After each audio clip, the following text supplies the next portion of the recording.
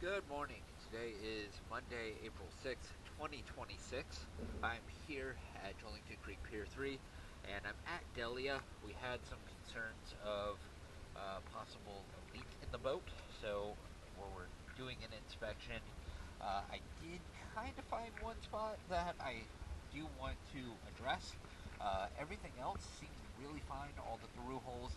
But let's go ahead and check down at your speedometer.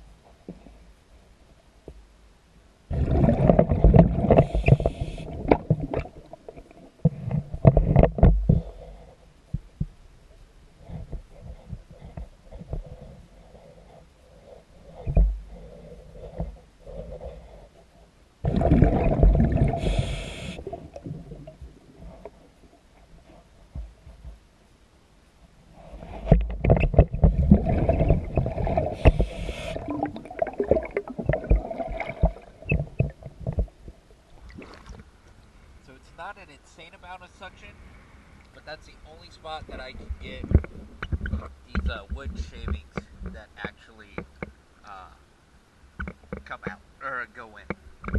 So I'm going to go ahead and send this information on to Dane.